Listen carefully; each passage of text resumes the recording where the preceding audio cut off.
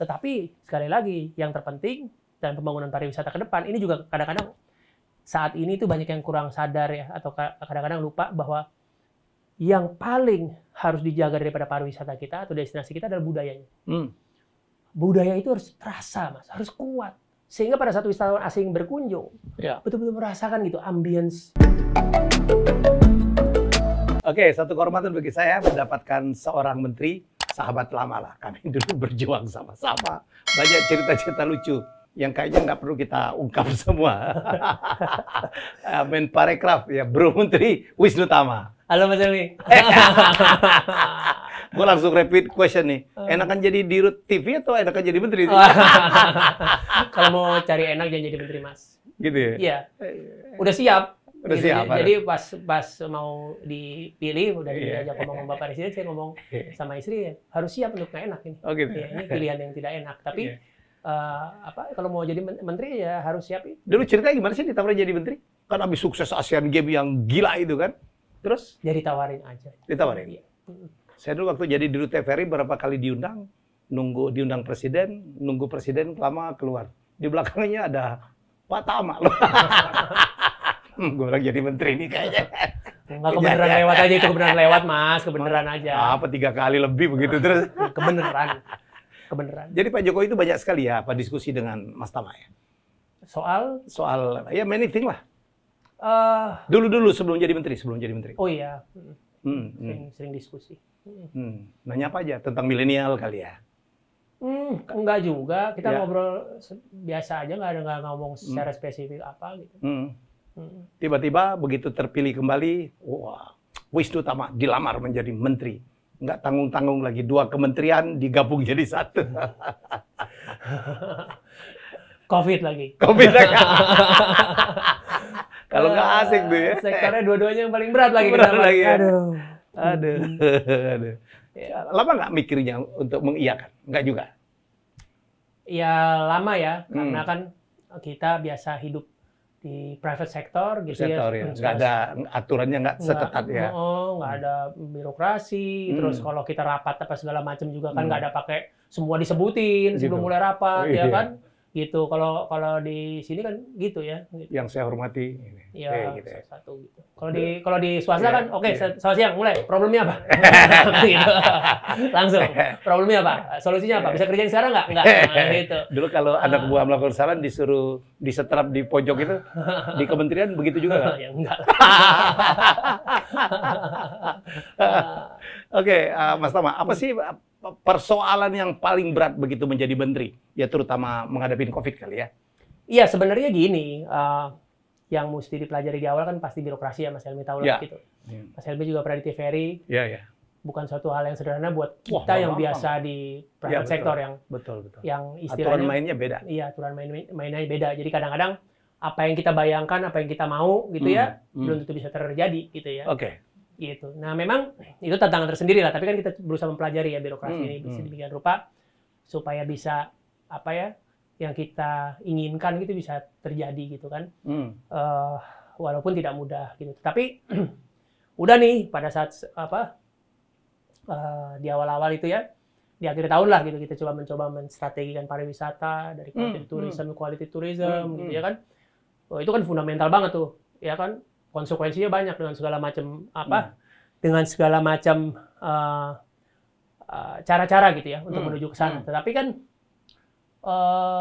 pariwisata kan nggak bisa berdiri sendiri gitu ya, nggak bisa bekerja sendiri. Kementerian terkait banyak ya terkait untuk mewujudkan hal itu. Tapi nilailah ya kejadian COVID gitu ya. Padahal kita optimis banget tuh Mas di akhir tahun lalu. Wah, lagi take off, Januari, Februari itu udah jauh lebih baik daripada Januari yang sebelumnya. The same year.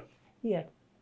Last year, compared to last year. Ya, jadi compare to Itu kita udah semangat, wah nih gua sampai nih target nih, 17 juta lebih nih, gitu kan wisatawan. Tapi ya keadaan berkata lain. Maret itu ya. Ya Maret itu dan sektor pariwisata boleh dibilang yang paling terdampak. Terhajar lah dengan ini. Dan pelaku pariwisata kan banyak sekali ya Mas Helmi. Iya. Belum multiplier effect-nya luar biasa. Nah itulah yang menjadi tantangan tersendiri. Tapi seperti kata pepatah gitu kan, krisis selalu ada opportunity kan Mas. Gitu. Betul, di balik krisis ada opportunity. Iya, nah oleh karena itu pada saat krisis ini justru kita mencoba merenung lah gitu, melihat ke belakang apa sih yang kurang gitu ya dari kepariwisataan kita ke depan, sehingga kita bisa mencoba untuk meraih strategi kepariwisataan kita agar jauh lebih baik nantinya ke depan. Oke. Bukannya mudah ya, tapi somebody has to start gitu ya. Ya. Konsekuensinya ternyata banyak nih Mas, dari yang kita ingin strategi pariwisata, quantity tourism ke quality tourism dan lain sebagainya, itu konsekuensinya banyak. Tetapi kalau berhasil, ini akan punya dampak yang luar biasa buat Indonesia. Ya. Dan saya sering sampaikan nih Mas, gitu ya. Kenapa kita mesti melakukan restrategi pariwisata? Ya, kenapa kita mesti shifting quantity to quality tourism gitu ya? Ada beberapa dasar pemikiran Mas. Jadi pada saat saya ditunjuk menjadi menteri, itu kan saya mempelajari semua secara komprehensif, ya, berbagai macam hal. Dan saya melihat ada sesuatu yang sangat mengganggu perasaan saya ya, sebagai Menteri Pariwisata dan Ekonomi Kreatif. Saya membandingkan jumlah wisatawan kita dibandingkan neighboring country kita. Malaysia, Vietnam, Thailand, Singapura, Australia, gitu. Pas melihat komparasi ini, jadi hati saya nih kayak apa ya, merasa sangat tidak enak gitu, karena kenapa nggak enak? Nah, karena begini, saya ambil contoh, Thailand jumlah wisatawan 39 juta tahun 2019, Mas. Malaysia 25 juta. 25 juta. Singapura 18 juta. Ya kan? Wah, kita kok kesusul, negara kita jauh lebih besar daripada mereka, lebih, menurut saya ya, lebih lengkap. Variannya lebih banyak, segala macamnya ada. Keindahan alamnya ya. Apa yang salah kok kita ketinggalan mereka? Terus saya lagi baca sebuah data. Vietnam, tahun 2000 Mas. Tahun 2000 Vietnam wisatawannya cuma 2 juta Mas. Indonesia waktu itu 5 juta lebih. Jauh di bawah Indonesia tahun 2000. Hari ini Vietnam 18 juta. Tahun 2019, sorry. Indonesia 16 juta. Wah, berarti apa nih? Apa yang salah? Nah, iya kan, pasti pertanyaannya begitu ya. Ya, apa yang salah? Nah, ternyata ya tadi yang saya sampaikan, banyak yang menjadi tantangan pariwisata kita. Pertama soal konektivitas, lalu travel pattern, lalu infrastruktur, lalu daya tarik. Daya tarik itu macam-macam Mas ya, bisa konser, bisa events, bisa MICE, bisa. Oh, itu kurang kita dibandingkan mereka. Daya tarik gitu. Kalau 1, 2, 3 saya sadar lah ya. Kita mungkin ketinggalan, tapi saya nggak tahu kalau daya tarik pun ternyata. Daya tarik yang sifatnya event ya. Yang baru-baru gitu ya, modern gitu ya. Tetapi padahal daya tarik budaya kita itu sebenarnya jauh lebih menarik. Iya kan? Iya. Alamnya juga jauh lebih variannya, luar biasa Mas. Jadi disitulah kami berpikir bahwa jadi saya mencoba mempelajari banyak hal lah, bukan hanya saja konektivitas, bukan hanya saja infrastruktur, termasuk bagaimana kita mempromosikan Indonesia dengan tepat, lalu akhirnya juga hubungannya ke sumber daya manusia ya pasti ya Mas ya gitu ya. Dan lain sebagainya gitu, kita cuma mereview. Dan saya juga lapor ke Pak Presiden gitu ya, menceritakan ini loh Pak kondisinya begini segala macam. Akhirnya beliau sangat mendukung kita melakukan restrategi ya. Bahkan beliau sebenarnya meminta kami untuk coba dalam kondisi seperti ini kita cari apa sih yang bisa memperbaiki pariwisata agar menjadi punya lompatan jauh ke depan kan yang diharapkan. Nah, ini harus dilakukan gitu. Makanya pada saat kondisi seperti ini saya selalu berkonsultasi, berkoordinasi dengan Pak Budi Karya, Pak Erick Thohir, Menteri BUMN kan ada Garuda segala macam, Angkasa Pura dan lain sebagainya. Pak Budi Karya perhubungan, lalu Pak Basuki infrastruktur. Ya kan? Kami tuh berempat sering banget berkoordinasi untuk ini apa yang mesti kita. Jadi beliau ini sangat mendukung sekali gitu untuk membantu. Ya, semua berharap banyak lah ya. Iya, berharap banyak karena begini Mas Helmi, bayangkan kalau kita bisa gini deh, balik lagi. Thailand 39 juta. Thailand kira-kira kan jumlahnya jauh lebih kecil dari Indonesia ya. Iya.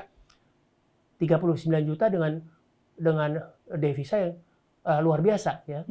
Itu artinya kan bisa menciptakan lapangan pekerjaan yang jauh lebih banyak, Mas. Iya. potensi kita daripada 16 juta kan harusnya bisa lebih daripada 16 juta. Ya kalau kita pakai logika matematika sederhana aja, harusnya kalau Thailand bisa 39 juta, Kita di atas itu dong. harusnya di atas itu. Gitu. Iya. Nah itu yang Ada kajian nggak Pak Menteri? Kenapa kita kalah dengan Thailand, dengan Vietnam, ya dengan Malaysia? Malaysia kan kita selalu bilang, wah ini kan yang ikon-ikon Indonesia lah mereka jual. Toh dia juga mendapatkan kunjungan lebih banyak. Iya, dia akhirnya mendapatkan benefit daripada itu semua. Karena memang tadi saya sudah sampaikan, konektivitas contohnya ya. Konektivitas, terus bagaimana mempromosikan Indonesia, pariwisatanya. Konektivitas kan lagi dibangun terus nih kan? Oh dibangun. Dikejar terus ya, bikin jalan tol ya, tol laut dan sebagainya. Iya, gitu. Semua itu lagi dibangun. Dan juga ini Mas Helmi, daya tarik ya. Tadi yang saya bilang, harus banyak mengundang kegiatan MICE ya. Meeting, insentif, sport event, ya, dan lain sport event dan lain sebagainya, MotoGP gitu ya misalnya. MotoGP ya. Ya kan kita baru mau bikin MotoGP di Malaysia sama di Thailand udah dari tahun kapan ya? Bahkan Formula One. Oh, ya kan Singapura juga udah melakukan hal tersebut. Itu kan upaya untuk menciptakan daya tarik, Mas. Ya. Tetapi sekali lagi yang terpenting dalam pembangunan pariwisata ke depan ini juga kadang-kadang saat ini tuh banyak yang kurang sadar ya atau kadang-kadang lupa bahwa yang paling harus dijaga daripada pariwisata kita atau destinasi kita adalah budayanya. Budaya itu harus terasa, Mas, harus kuat. Sehingga pada saat wisatawan asing berkunjung, betul-betul merasakan gitu ambience atau perbedaannya, rasa budaya, keunikannya, kultur kita, tradisi kita itu benar-benar terasa. Setuju. Kadang-kadang udah mulai hilang, Mas. Ya, saya tuh pengen gitu kalau misalnya landing di Bali gitu ya, masih ada tuh yang pakai baju-baju adat Bali menyambut segala macam gitu ya. Masih pengen tetap ada kayak gitu-gitu. Itu justru kan daya tarik, Mas. Yang kadang-kadang agak, mohon maaf, suka dilupakan gitu ya. Nah ini yang hal juga yang perlu kita pahami bersama bahwa buat bangsa asing, buat wisatawan, itu yang dicari. Itu yang dicari. Jangan pakai persepsi kita terus. Yang ke barat-baratan. Iya, jangan kita pakai persepsi kita. Bosen ya. Situ bosan, lihat tiap hari buat wisatawan kan. Terus apa yang sudah dilakukan oleh Pak Menteri untuk melakukan, kan tahu betul kan kekurangannya, kelemahan jadi mana? Apa yang sudah dilakukan? Saya agak kaget dipanggil Pak Mas. Iyalah, nggak apa-apa. Agak sok. Masa gue panggil nama? Kalau di luar udah bersalah. Iya, jadi banyak Mas ya. Tadi soal infrastruktur kan kita sudah bahas, lalu konektivitas dan lain sebagainya. Termasuk tadi kita juga membangun Creative Hub di masing-masing destinasi. Itu fungsinya itu, Mas. Ya. Creative Hub contoh di Labuan Bajo sedang dibangun ya, hampir selesai lah. Itu nanti fungsinya untuk mencari potensi-potensi. Yang mana yang Jurassic Park itu? Kita nggak pernah ngasih nama Jurassic Park, Mas. Itu siapa yang ngasih nama? Saya kurang tahu, Mas. Tapi itu punya pemerintah atau punya swasta sih? Itu pemerintah. Pemerintah. Nama resminya apa, Pak Menteri? Labuan Bajo lah destinasi nama pulaunya. Yang nanti katanya akan ada tempat Komodo itu dikasih nama apa sih? Official tergantung namanya. Pulau Komodo, Pulau Komodo. Ini ada Pulau Komodo, Pulau Rinca kan? Iya, Pulau Rinca, ada Pulau Padar di situ, ada macam-macam ya kan gitu. Ya, Komodo itu kan dari di 3 pulau kan. Orang nggak banyak tahu. Pulau Komodo, Pulau Rinca, Pulau Padar. Ya. Yang dibuat Jurassic Park itu di pulau? Nggak ada Jurassic Park, Mas. Iya. Kok bisa tuh? Nah, makanya saya bilang ini kita bicara tentang komunikasi nih, Bro Menteri. Iya kan? Menterinya ngomong begini, tapi orang nangkepnya ya, gua aja. Mungkin ada yang memberi istilah-istilah lah gitu ya. Tapi sebenarnya itu bukan Jurassic Park. Masa kalah sama orang memberikan namanya? Makanya ada Prabu Revolusi harus jadi jubir tuh. Iya itu si Prabu. Harus bekerja keras tuh Prabu. Iya kan? Iya. Ini komunikasi pemerintah ini terus terang nih, Mas Tama. Saya pun menjadi YouTuber mau merapikan itu tuh. Ya supaya program pemerintah itu ya bisa ditangkap oleh rakyat tuh secara baik. Itu tuh yang gini kan banyak sekali nih, tidak hanya di sektor pariwisata. Iya. Jadi gimana tadi yang di Labuan Bajo? Saya dengar tuh atraksinya keren banget ya, yang lagi disiapin. Lagi dibangun, lagi dipersiapkan, lagi ditata, Mas, lagi ditata. Jadi memang kan Labuan Bajo ini kan premium destination kita harapkan. Dan di situ juga ada habitat komodo juga yang kita tahu, yang terutama unik banget ya. Ya di Pulau Komodo ya terutama ya. Nah di Pulau Rinca juga ada. Nah memang ini kita membagi lah, kalau Pulau Komodo itu memang buat yang premiumnya lah, itu mesti limited yang masuk situ. Karena kita memang membatasi jumlah kunjungan, traffic ke sana, agar beban Pulau Komodo atau beban tempat tersebut tidak terganggu lah gitu loh. Habitatnya. Iya habitatnya, begitu. Karena kan ini salah satu, gini Mas Helmi, salah satu quality tourism itu yang penting juga aspek yang penting adalah environmental sustainability. Oh, ini kita udah ngomong tentang quality tourism ya? Iya, quality Oke. tourism tadi. Ya, jadi itu hal yang harus dijaga dan itu menjadi hal yang sangat penting. Apalagi ke depan nanti, Mas. Iya, ya. Hal seperti environmental sustainability itu dengan melindungi alam, melindungi habitat. Nah, itu menjadi hal yang sangat penting. Apa beda Komodo yang di Pulau Komodo dan yang di Pulau Rinca? Kalau di Pulau Rinca, rencananya itu lebih untuk masyarakat yang lebih banyak lah gitu. Lebih umum? Jadi nanti dibikin level yang agak tinggi gitu ya, sehingga mereka tidak terlalu mengganggu. Ada jarak lah terhadap komodo tersebut. Komodonya di bawah? Iya, komodo elevated gitu tempatnya, Mas. Iya. Gitu, jadi komodonya ada jarak lah gitu, biar nggak terlalu dekat gitu. Dan itu atraksi yang luar biasa ya, karena komodo kan hanya ada di Indonesia. Iya, iya.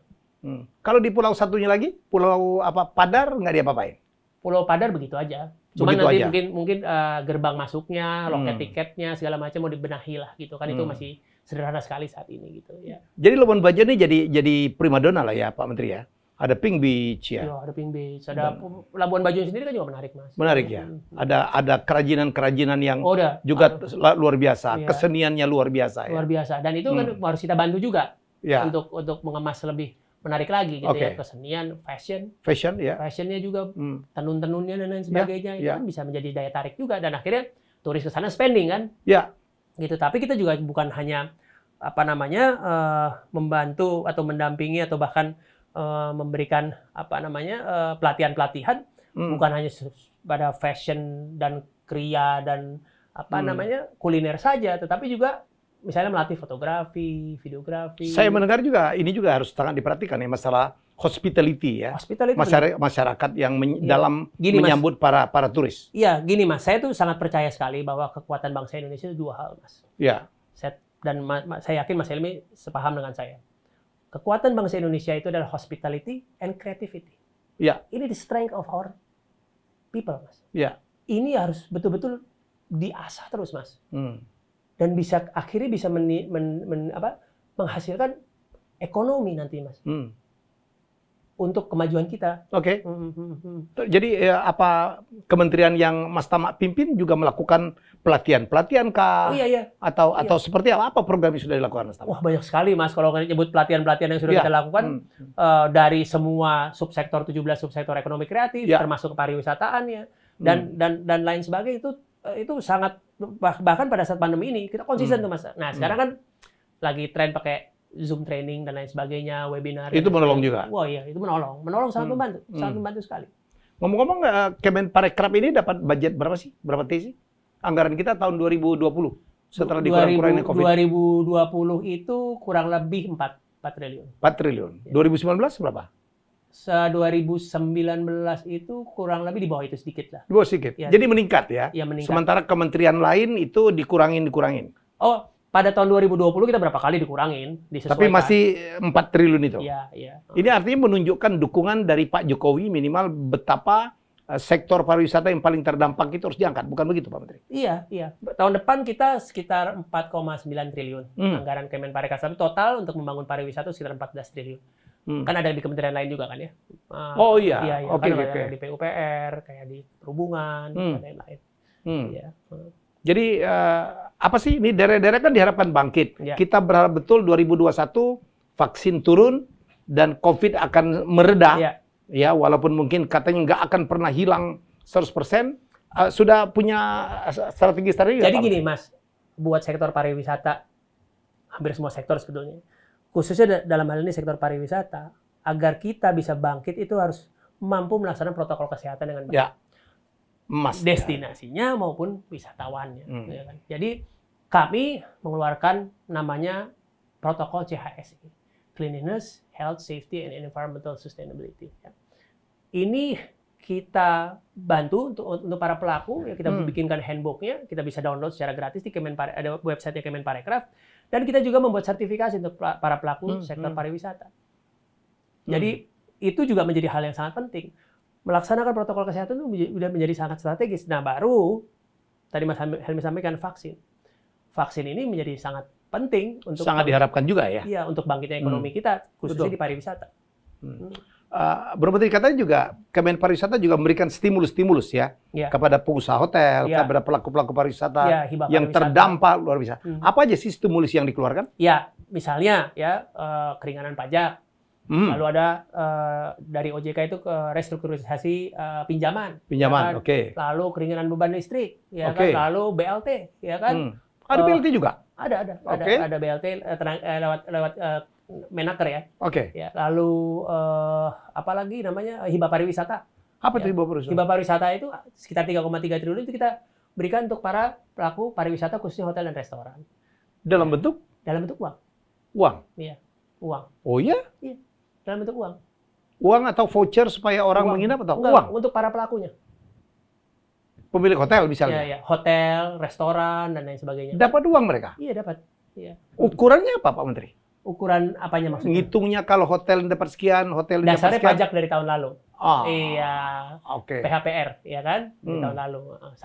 Salah satu ukurannya. Jadi sebagian besar sekarang apa anggaran yang ada di kementerian itu anggaran tambahan dari Kementerian. Anggaran tambahan, iya. Lain lagi. Ini yang benar dari Kementerian Keuangan. Itu PEN. Ya. Oke.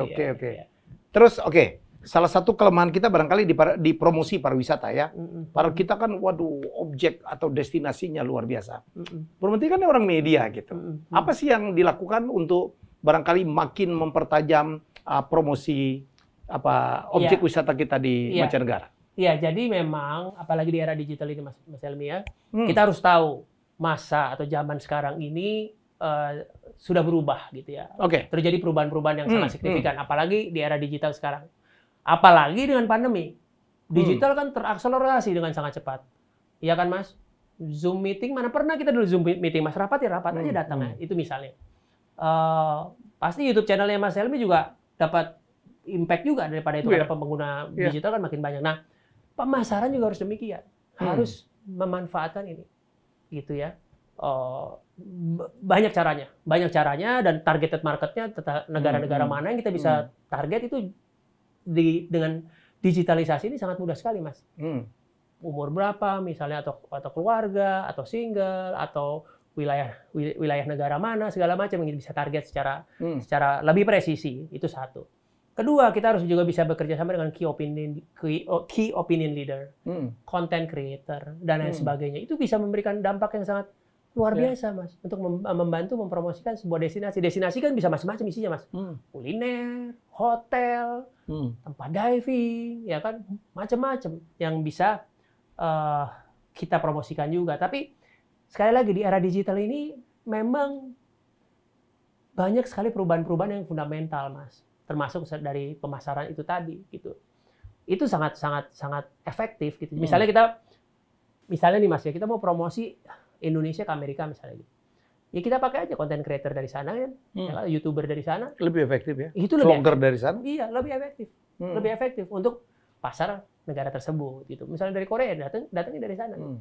Dan Korea hari ini sudah sangat agresif. Mereka meng-hire influencer Indonesia untuk promosiin Korea sekarang. Bahkan BTS juga kan. BTS sekarang promosiin Korea untuk data. Padahal bordernya belum dibuka Mas. Iya kan. Nah, promosi kan perlu waktu. Iya kan. Wisata itu kan nggak, kita lihat promosi misalnya Mas Helmi ke luar negeri gitu ya. Promosi Amerika ya ngapain berangkat malam ini kan, perlu waktu 6 bulan lagi pada saat libur atau nabung dulu dan lain sebagainya. Nah, ini yang mesti kita jaga Mas, awareness daripada atau brand awareness Indonesia ini di top of mind daripada wisatawan. Jadi walaupun sekarang masih ada restriksi turis asing masuk ke Indonesia, Mas Tama tetap memerintahkan agar awareness tentang kunjungan ke Indonesia dengan destinasi itu tetap dilakukan. Bukan ini ya Mas, itu harus dilakukan. Karena jangan sampai gini, pada saat sekarang negara-negara like I said tadi Mas ya, Korea udah melakukan promosi sampai perbatasan atau pada saat sampai waktunya memungkinkan, akhirnya pilihannya ke tempat mereka kan. Jangan sampai Indonesia ditinggalkan pada saat itu. Tidak menjadi pilihan. Akhirnya apa Mas? Sektor pariwisata bangkitnya akan makin lama lagi. Gitu loh Mas. Kan ini logika yang sederhana sih sebenarnya Mas ya. Tapi kadang-kadang suka ya maklum lah, komentar atau segala macam. Netizen. Sekarang Oh, iya. promosi segala macam. benar netizen dengan segala jari-jarinya. Udah kadang-kadang udah nggak memahami secara komprehensif, main marah aja gitu. Dengan Kadang-kadang kata-kata yang, aduh. kata-kata yang sopan-sopian. Mas Tama tadi ngomong ini, kita pariwisata ada banyak banget. Kita ngomong tentang industri kreatif dong, ya. Gimana perkembangan industri kreatif di Indonesia? Gini, Mas. Potensi ekonomi kreatif di Indonesia itu salah satu yang terbesar di dunia. Setuju. Ya. Setuju kita. Luar biasa potensinya. Hmm. Dari 17 subsektor itu, ya. Dari kuliner, Mas, sampai film lah, gitu ya. Dari kriya, fashion, lalu animasi, yang berhubungan sama kreativitas itu sangat luar biasa, dan ini akan memberikan dampak ekonomi yang luar biasa kepada Indonesia jika kita mampu memahaminya, mengelolanya gitu. Nah, tantangan utama daripada ekonomi kreatif itu adalah ekosistem ekonomi kreatif itu sendiri yang harus dipahami oleh para pelaku ekonomi kreatif. Nah, ini adalah tugas kami untuk memberi pendampingan, memberi pelatihan, dan lain sebagainya, agar ekosistem ini dipahami secara komprehensif, Mas. Oke. Ekosistem ini tidak boleh bicara hanya produk. Ya. Kita mesti paham masalah kemasan. Kita mesti paham masalah marketing. Marketing digital apalagi, ya kan, Mas? Kita mesti paham misalnya logistik. Kita mesti paham keuangan, Mas. Ya kan, keuangan penting. Ya. Kita mesti paham manajemen, kekayaan intelektual, ya kan, lalu akses permodalan. Sehingga kalau ini komplit, ya, paling tidak sebagian besar dipahami, upaya terhadap kreativitas mereka itu akhirnya akan membuahkan hasil yang jauh lebih baik. Ya. Nggak cuma akhirnya jadi nyentrik doang gitu loh, Mas, ya kan? Semua tuh harus dipahami sehingga usahanya, ya gini lah, bicara soal keuangan deh, Mas, ya kan? Kadang-kadang kan kalau kita usaha gitu, kadang-kadang kecampur aduk sama kebutuhan rumah tangga segala macam. Akhirnya tahu untungnya bagaimana, kan penting untuk usaha. Literasi keuangan, ya. Iya, literasi keuangan itu penting. Nah, inilah ekosistem yang kita mesti bangun untuk dipahami, dan setelah itu yang lebih advance lagi ekosistem digitalnya, Mas, gitu ya. Pemahaman tentang digital ini juga penting. Bukan hanya sekedar marketing aja, tapi pemahaman digital itu big data, artificial intelligence, dan lain sebagainya, itu juga menjadi hal yang vital. Karena data itu kan boleh dibilang sekarang lebih berharga daripada minyak, daripada oil. Ya kan? Oil akan habis, Mas. Data akan bertambah terus, makin banyak secara signifikan. Nah, data inilah yang mesti menjadi peran penting untuk kita memahami pola customer kita, behavior, dan lain sebagainya, tren mau arahnya kemana. Ini kita bicara yang udah advance ya, Mas, ekonomi kreatif yang advance.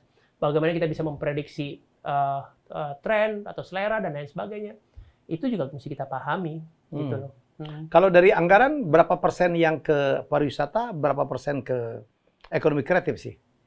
Kurang lebih begini, Mas. Kalau dibagi-bagi, kurang lebih kan di ekonomi kreatif sekitar 1 triliun lah. 1 triliun lebih, lalu di pariwisata. Sisanya pariwisata? Iya. Hampir sama dulu waktu masih terpisah juga kurang lebih segitu, Mas. Cuman lebih banyak yang ke ekonomi kreatifnya sekarang. Tetapi gini, Mas, nggak bisa dipotong begitu aja, dibelah begitu aja. Karena beberapa hal ada irisannya ya? Ada irisannya. Bukan beberapa hal, banyak hal beririsan.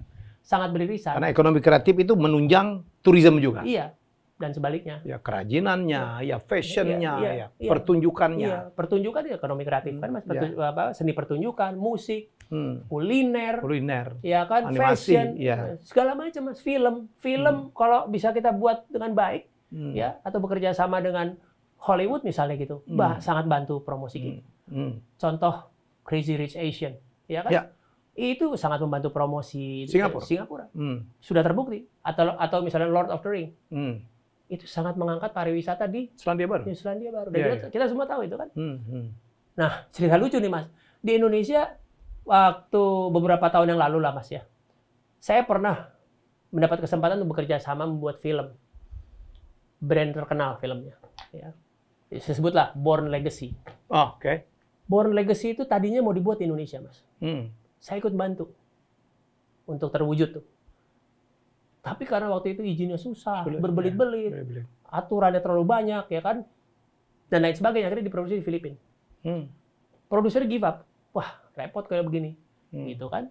Akhirnya mundur. Padahal kayak begitu-begitu kan secara jangka panjang kan bisa membantu pariwisata dan akhirnya membantu ekonomi. Dan itu terbukti banyak negara melakukan hal itu, Mas. Iya. Ya kan, Malaysia dulu Mission Impossible pernah, ya kan, di Kuala Lumpur pernah syuting. Entrapment. Ya.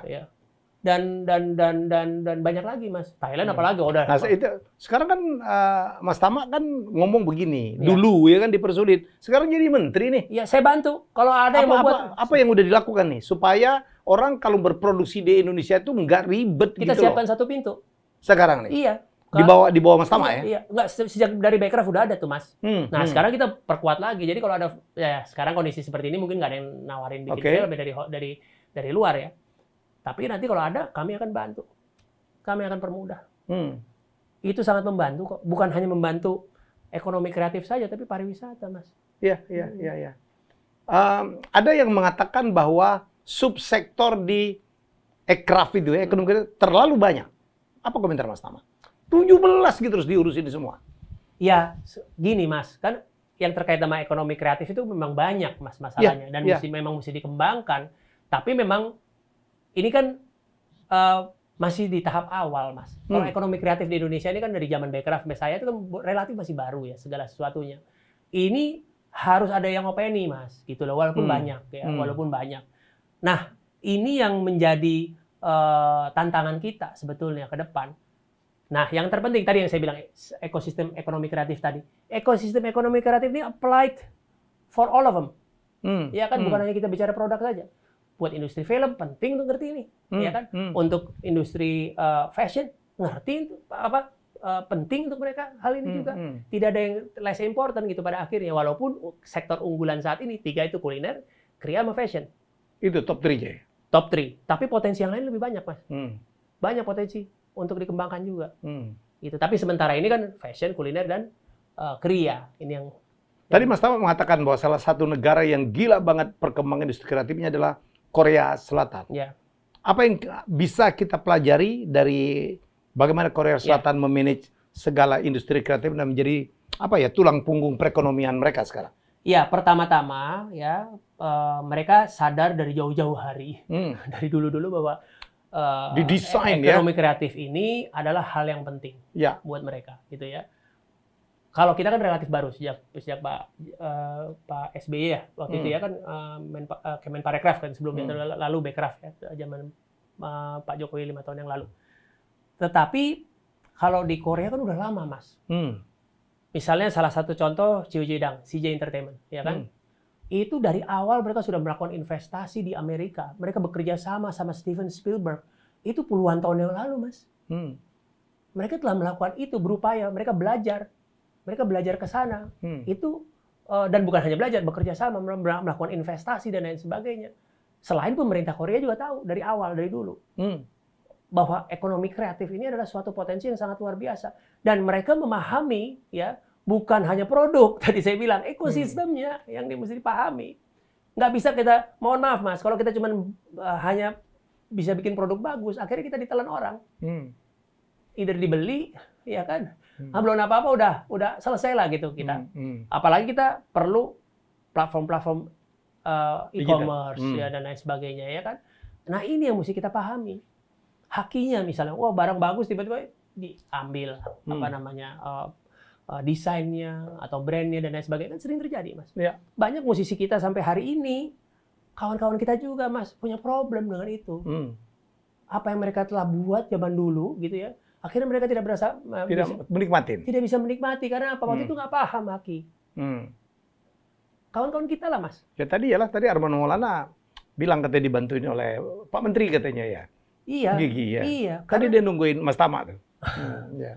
Nah, itulah yang menjadi penting. Karena itu ketidakmengertian tentang aturan. Iya, tidak paham haki, bukan aturan, Mas. Gitu loh. Tidak paham haki. Iya. Padahal haki ini kan bukan ilmu baru lah ya. Haki itu bukan aturan, Mas, sebenarnya. Haki itu sesuatu yang harus kita upayakan. Kalau nggak apply haki nggak dihukum kok, Mas, gitu loh. Kalau aturan kan kalau ngelanggar kan dihukum gitu. Nah, ini enggak gitu loh. Tapi itu tadi ya, banyak usaha yang baru mulai naik misalnya karena nggak paham keuangan, kecampur aduk, bayar cicilan ini, cicilan itu, akhirnya nggak maju-maju usahanya. Itu juga penting, keuangan. Ya kan tadi saya bilang kan, Ya. macam. Nah ini yang harus kita bantu pelaku ekonomi kreatif. Oke. Nah, balik lagi ke Korea, saya juga bisa merefer ke Thailand, Mas. Ya, bagaimana Korea membangun ekonomi kreatifnya dari awal itu secara konsisten gitu ya. Dan begitu juga dengan Thailand dengan pariwisatanya, secara konsisten dibangun dari awal. Dengan cara-cara yang menurut saya sangat cerdas gitu ya. Misalnya Thailand mempromosikan lewat restoran di seluruh dunia. Ya. Kita tahu Mas Helmi ya, Thai Food ya. Thai food di mana-mana ada, restorannya bagus-bagus. By design itu. By design. Campur tangan pemerintah. Itu campur tangan pemerintah, betul. Ya. Itu sebetulnya bukan usaha kuliner saja, Mas. Itu usaha mempromosikan Thailand pariwisata. secara keseluruhan. Iya. Itu dilakukan, gitu ya. Ya. Nah, begitu juga dengan Korea. Mereka membangun itu dengan konsisten dan disupport. Mereka buat kawasan khusus Mas di Seoul sana ya untuk industri ini gitu ya. Dan untuk untuk dikembangkan terus. Hongdae ya? Iya. Betul. Saya ke sana pokoknya anak saya 2-3 kali pergi sendiri ke Hongdae ya. Kenapa kita nggak bikin Hongdae? Kayak Hongdae itu di Indonesia. Ayo Bro Menteri. Itu cita-cita banget Mas. Ya, Iya. tapi kondisi kayak begini ya kita masih belum bisa terlalu. Ya ada plan dong, misalnya tahun depan atau gimana sih? Iya. Iya. Pengen banget Mas. Bayangin kita negara sebesar ini kan nggak punya concert hall. Punya nggak kita concert hall, Mas? Jakarta. Nggak ada. Indonesia kok Jakarta? Emang ada kita concert hall? Yang drama teater aja nggak ada ya? Iya. Yang ideal. Yang ada tuh convention hall yang dipakai jadi concert hall. Iya. Akustiknya Kacau lah. Button-buttonnya Wah, ini segala macam. sesama orang TV dia ngomong. Sesama IO dia ngomong. Iya. Artinya kalau kita ke Singapura negara kecil, wah banyak tempat-tempat. Malaysia banyak tempat gitu. Itu kan perlu tempat seperti itu kan perlu yang akhirnya kita bisa jangan melulu di stadion kan, kita kan perlu tempat yang sophisticated juga. Gitu. Kita kalau setiap kota itu kan nonton ada satu pementasan ya, enak banget ya. Ini Jakarta nggak punya Pak. Pementasan yang rutin kayak di Broadway ya, yang kayak kecil-kecil aja lah, ada teater yang bercerita tentang Indonesia. Iya, Thailand juga ada tuh, Mas di Bali Nusa Dua ada loh bos. Ada di Nusa Dua ada, ya kan? Ya. Tapi memang kita harus bikin banyak yang seperti itu, Mas. Ya. Devdan kalau nggak salah ya, yang di Bali. Iya, Devdan ya. Devdan. Ya, di Komplek Nusa Dua itu, Mas. Iya, itu yang mendukung juga tuh apa? Yang di seluruh dunia. Jadi Cirque du Soleil. Cirque du Soleil. Iya. Cirque du Soleil itu perusahaan Kanada, Mas. Kanada Montreal, ya. Dari Montreal. Dia memang bisnisnya seperti itu. Itu ada di Las Vegas, ada di mana-mana. Ayo dong, Mas Tama, mumpung jadi menteri, come on. Wah, itu benar-benar Mas. Itu sesuatu yang luar biasa itu Mas. Iya. Jadi, tapi kan prioritas kita sekarang sebelum kan Mas Tama turunlah, wujudkanlah satulah concert hall atau gedung pertunjukan kayak Broadway. Sebenarnya kita punya kesempatan Mas. Ya. Karena waktu saat rapat dengan Presiden mengenai rencana basketball World Cup Championship untuk 2023 kita diminta untuk membuat sebuah multifunction stadium gitu ya, yang nantinya bisa untuk buat itu konser, bisa buat konser dan lain sebagainya. Tapi kayak Staples Center gitu ya. Yes, kayak Staples Center. Kita perlu kan punya kayaknya kita lebih nyambung ngomong begituan nih daripada ngomong tentang birokrasi atau apa gitu. Ini IO Asian Games, gua IO SEA Games lah. Iya. Sama-sama gitu. Tetangga lah. Kita kerja sama aja Mas. Iya. Antara abis ini saya lamar sama Mas Heli. Lanjut dulu dong, beresin. Iya. Kita bantu. Dia nggak minta bantu aja. Konten saya banyak sekali mendukung pariwisata ya. Terima kasih. Pelaku-pelaku pariwisata. Dan gue forward ke Bro Menteri. Iya. Dan terkagum-kagum saya ngeliat YouTube channelnya Mas Helmi. Sukses banget ya, hebat. Iya. Bacaannya banyak. Iya. Mungkin lebih banyak dari tempat kerja sebelumnya nggak pernah nonton. Iya, kayak gitu. Jadi jumlah subscriber Helmi Yahya lebih banyak dari TVRI Nasional. Oh gitu. Sebut aja nggak ada masalah. Kok bisa Mas? Apa? Kok bisa begitu? Ya jangan ditanya lah, biarin aja. Enggak, saya nggak nanya gitu. Ya. Kok bisa Mas Helmi bisa secepat ini? Nggak tahu lah. Orang sayang lah sama kita ya. Iya. Simpati. Buktinya. Oh iya, ini mah cuma 2. Jadi nggak kangen balik ke TV yang lama. Loh, ini kan tugas bangsa Mas ya kan. Ya. Sekali lagi kalau mau seneng ya jangan jadi menteri. Jadi seneng ya. Jadi menteri COVID lagi katanya. COVID lagi.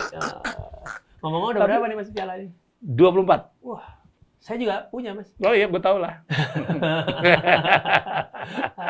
Tapi Kawan-kawan saya bawa lah kalau mau oh iya, nanti kita banyak-banyakan ya kita aduin. Kalah banyak, kalah banyak. Oke, Mas Tama tadi saya yang ini, quality tourism apa sih? Ya, jadi gini, Mas. Dulu kan quantity ya, Ya. sekarang quality. Ya, quality tourism itu sebuah grand strategi dari pariwisata agar meningkatkan setiap kunjungan orang ke Indonesia, spendingnya ke Indonesia. Entah panjang tinggalnya di sini, pengeluarannya di sini, begitu dan juga jadi spendingnya meningkat, length of stay-nya meningkat, ya kan gitu. Udah pulang pengen balik lagi. Karena ada survei, kapok, ada survei juga yang nggak pengen balik lagi gitu, Mas. Ada survei itu. Nah, ini yang namanya quality tourism. Semakin besar spendingnya, semakin berkualitas. Ya, saya ambil contoh ekstrim lah, Mas. Australia. Yeah. Australia jumlah wisatawannya cuma 10 juta, Mas, dibandingkan Indonesia, banyakan Indonesia. Yeah. Tapi devisanya hampir 50 billion US dollar. Kita berapa? Hampir 20. Dulu tuh kan kalau nggak salah 2019. pendapatan pariwisata itu sudah menjadi penyumbang devisa terbesar kedua ya? Kedua, setelah CPO ya? Iya, setelah kelapa sawit. Setelah CPO ya? Jadi hampir 20 billion. Tapi wisatawan yang 10 juta ke Australia itu spending hampir 50 billion. Kenapa? Karena length of stay-nya? Ya karena spending mereka lebih tinggi. Apapun itu ya. Itu contoh ekstrim daripada quality tourism.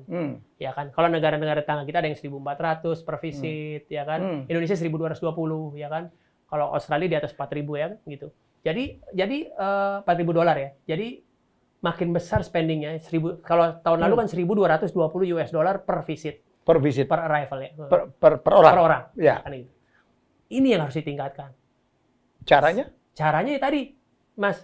Pertama, konektivitas ke lebih mudah. Penting. Lalu kita harus bisa menargetkan pasar-pasar market yang potensial. Saya ambil contoh ya. Saya baca kemarin, dapat laporan dari Google bahwa pasar yang paling tertarik untuk ke Indonesia itu apa? Mas Helmi tebak. Negara mana yang paling berminat di seluruh dunia ini menuju ke Indonesia? China, Arab Saudi? Salah. Apa? Sekali lagi tebak. Tadi China, Arab Saudi, terus siapa lagi? Yang saya tahu Australia selama ini sih. Nomor satu. Rusia? Amerika. Amerika? Oh ya? Amerika paling berminat menurut... Paling berminat doang? Ya, artinya ini bicara potensi ya. Potensi. Bukan realisasi dong. Bukan realisasi. Ya. Oke. Pertama Amerika. Sejak setahun ini ya, sejak Januari sampai hari ini ya, Mas ya.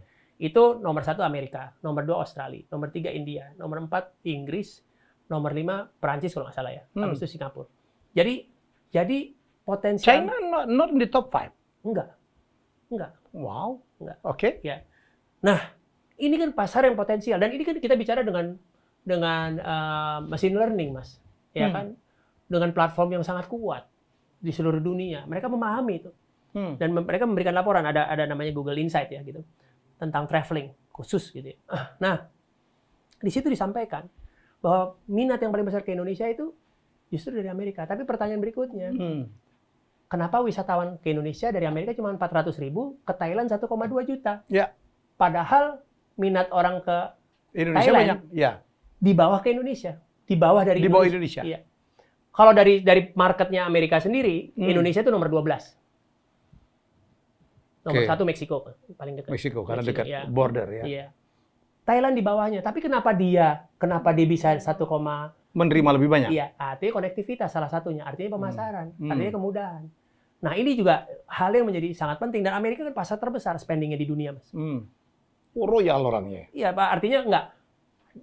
Pasar pariwisata terbesar itu 2 negara, Cina dan Amerika. Gitu. Indonesia itu mungkin urutan ke-20 untuk preference orang Cina. Tiongkok ya. Untuk Indonesia. 20 something kalau nggak salah. Ya. Oh iya? Iya, di bawah. Di bawah Thailand jauh, di bawah Vietnam kali ya? Iya, di bawah. Di Amerika justru kita lumayan tinggi. Dan 12 itu yang lain-lain negara-negara dekat semua, Mas. Dekatnya Amerika misalnya. Kanada, UK gitu-gitu dekat semua. Sementara Indonesia itu jauh nomor 12 wajar. Tapi potensinya ada karena jumlahnya besar, Mas. Nah, ini yang mesti kita garap. Artinya kita mencoba mencari potensi-potensi market baru. Saya juga dengan direksi Garuda mencari nih apa sih potensi-potensi pasar yang ini. Dan yang terpenting adalah misalnya Garuda sendiri itu sepakat dengan kami, Garuda itu menjadi kendaraan devisa untuk masuk ke Indonesia. Bukan sebaliknya membawa orang Indonesia keluar untuk spending itu. Nah, ini menjadi penting dan kita akan bekerja sama dengan Garuda untuk membuka rute-rute baru yang berpotensi untuk mendatangkan wisatawan. Dan sekarang teknologi canggih tadi ya, kan ada analytics segala macam, machine learning segala macam, itu memudahkan kita untuk memahami market mana yang berpotensi buat datang ke Indonesia. Nggak itu melulu gitu loh. Mas Menteri, pembagian tugas dengan Wamen itu kayak apa sih? Ya, kalau saya lebih ke strategi yang seperti kalau Wamen lebih operasional sehari-hari lah gitu. Semacam apa? Ya kalau saya CEO, dia COO gitu lah. Oh gitu. Baginya begitu. Gajinya lebih besar CEO loh, nggak gaji lagi. Gajinya kecil mas. Jangan nanya gaji sini mas. Ini dari AdSense-nya acara ini aja udah kalah jauh. Makanya jadi YouTuber aja. Gitu. Oke Mas Tama, kita berharap betul karena banyak masyarakat Indonesia dan Indonesia ya berharap dari performan dari Kementerian Parekraf lah ya. Karena ini multiplier-nya besar, penghasil devisa yang sangat besar. Kita berharap cepat bangkit nih. Itu dia. Walaupun kita dapat blessing karena wisatawan asing mungkin sedikit, tetapi kita itu wisatawan Nusantaranya gila. Orang Indonesia yang strolling aja ya, antar kota ke kota, ya itu luar biasa. Tapi itu membuat kita juga terlena ya, Mas Tama ya. Terlena bagaimana maksudnya? Terlena maksudnya seperti tidak terlalu mau ngambil di luar. Kita aja ada banyak nih. Nggak juga mas. Jadi gini. Jadi dampak ekonominya dari wisatawan domestik itu sekitar tahun lalu ada sekitar 300 juta perjalanan dalam negeri. Ya. Dampak ekonominya sekitar 300 triliun. 300 triliun. Kalau yang asing? Asing 16 juta perjalanan. Oke. Kedatangan. 16 juta, ya. Itu sekitar 280 triliun. Imbang-imbang dong ya? Enggak dong, jauh mas. 300 juta perjalanan sama 16 juta perjalanan mas. Oh. Dari 300. Kalau dari uangnya? Ya, kalau dari nilai rupiah? Jumlah totalnya ya hampir 280 triliun sama 300 triliun. Ya. Tetapi ini yang 300 triliun domestik dihasilkan dari 300 juta perjalanan domestik. Iya kan? Oh, jadi spendingnya lebih kecil lagi? Iya, spendingnya. Kalau dari wisatawan asing 16 juta kedatangan, create 280 juta, 280 triliun. Jadi memang bedanya agak jauh mas sebenarnya dari 16 juta sama 300 juta perjalanan. Tapi kan potensi lah ya. Oh potensi. Nah potensinya begini mas, saya boleh cerita sedikit ya. Jadi wisatawan Indonesia yang ke luar negeri tahun 2019 itu sekitar 6-7 juta orang. Gila. Ya kan? Terus? Tahun lalu ya, 2019. They spend around 8 to 9 billion US dollar. 8 to 9, hampir 120 triliun lah ya. Ya. Itu kan sebenarnya pasar yang harus juga dialih ke Indonesia karena mereka juga nggak bisa kemana-mana. Harusnya ini yang dimanfaatkan oleh destinasi pariwisata untuk ditarik. Ya. Dan ini salah satu upaya kita juga ke sana. Itu yang saya pikir pekerjaan. Itu yang bisa menyelamatkan. PR besar dari Kementerian Pariwisata, sosialisasinya, memperbaiki seperti saya berkali-kali harus dikritik berulang-ulang ke luar negeri, tapi saya belum pernah ke Labuan Bajo, saya belum pernah ke Raja Ampat. Kalau gitu Mas Helmi mesti ke Labuan Bajo sama saya. Wah itu siap, saya tuh nunggu tawaran itu sebenarnya. Influencer. Ya karena bukan apa-apa, repot. Mas key opinion ini. Mas Tama tahu content creator. Kadang-kadang tiketnya lebih mahal ke sana daripada kita ke luar negeri, Pak. Kita ke Korea murah sekali ya, ke Thailand itu juga, apalagi. Itu juga jadi PR besar. Itu juga menjadi karena itu jadi kritik orang tuh. Iya, dan ya saya dengan Menteri Perhubungan dan Menteri BUMN sering diskusi masalah ini. Memang bukan hal yang sederhana juga Mas untuk dibenahi segera gitu. Tapi itu merupakan salah satu usaha kita nanti. Mas Tama tahu kita kalau ke Papua lebih murah ke Hong Kong kali Pak? Ya lebih murah ke Australia. Lebih murah ke Australia? Iya. Itu PR besar tuh. Bukan kita tidak cinta dengan destinasi wisata kita sendiri. Itu ngebongkarnya dari mana ya? Melobi teman-teman airline, apalagi salah kan preskomnya kan CSG tadi kan ya? Garuda. Iya, Kang Tre. Kang Tri. Iya. Iya, itu memang salah satu PR kita, Mas. Ya, yang juga saya dengan Menteri Perhubungan sering diskusikan dengan hal ini. Ini menjadi PR kita dan harus kita bisa beresin lah dalam waktu dekat ini. Ya, kalau nggak kejadian begitu Pak. Orang bukannya nggak cinta lah. Akhirnya milih ke luar negeri ya Mas? Milih ke luar negeri, gampang. Iya, gampang, Iya. murah. Ke Malaysia murah banget, Bos. Oh iya.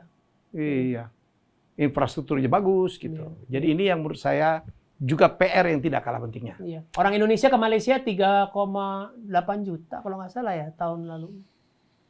Jadi kita spending a lot di. Duit kita keluar jadi. Iya. Sementara yang dari Malaysia ke Indonesia 2 juta something. Defisit. Iya, defisit, jelas. Makanya pada saat Amerika bilang, Malaysia bilang, tutup perbatasan, tutup aja. Rugi di dia. Ya, rugi di dia. Rugi di dia. Habis itu kalau kemudian mereka minta dibuka, kita cuekin. Ya, suka. Iya. Itu Mas Tama Loh, banget. Mas, kalau kita nggak mikir ego sektoral, Mas. Ya. Kalau saya cuma ngitung kedatangan pariwisata saja, ya kan, ya nggak apa-apa Malaysia buka segera gitu ya. Tapi kalau saya mikirin negara ya secara ekonomi, secara ini ngapain kita devisa lebih? Tapi akhirnya prestasi kita nggak ketahuan. Nggak ketahuan. Tapi nggak ada masalah. Yang penting bangsa ini lebih baik. Kalau saya. Oke, Mas Tama. Satu jabatan pasti akan berakhir. Iya. Kalau udah selesai jadi menteri mau jadi apa sih? Saya mau kayak Mas Helmi lagi lah. Oh gitu. Iyalah. Ya kan seru. Iya kan? Kolaborasi kita ya. Iya, takut. Harus. Kita kan selalu kolaborasi, Mas. Collab istilahnya. Dari dulu kita. Dari tahun 2000. Jadi waktu saya Kok bikin 2000 sih, Mas? 2000 dong, siapa berani? 2000. Oh, sebelumnya 98, 99 iya. lah. Joshua segala macam itu Mas Tama yang penting. Waktu saya siapa berani, orang yang mendukung banget itu adalah Tama dan Titan. Iya. 2T dulu ya. Iya, 2T. Hai bro. Berarti Titan. Titan. Thank you Pak Menteri. Siap. Saya doakan serius Mas bisa sukses, tetap sehat, COVID cepat selesai, Ya. pariwisata kita naik kembali, dan saya tetap ya bagaimanapun komitmen saya untuk membantu pariwisata Indonesia. Karena saya itu orang pariwisata aslinya. Siap. Tukeran. Aja. Siap, Mas. Oke. Kayak reality show, changing role gitu. Bertukar peran. Sehari aja kali. Kita bikin reality show. Siap. Oke, viewers, saya berharap teman-teman semua bisa mendapatkan banyak sekali insight ya. Jadi barangkali banyak yang tidak tahu ya tentang apa yang dilakukan oleh Mas Menteri satu ini gitu, dan kemudian apa sih yang dilakukan, program apa yang dilakukan, ke depannya seperti apa. Saya berharap dengan talk show kali ini kita mendapatkan banyak sekali hal-hal yang selama ini tidak bisa dijelaskan. Dan ini yang menjelaskan adalah orang nomor 1 di Kementerian Pariwisata dan Ekonomi Kreatif. Ya, kita jumpa lagi dengan tamu saya selanjutnya. Bye-bye.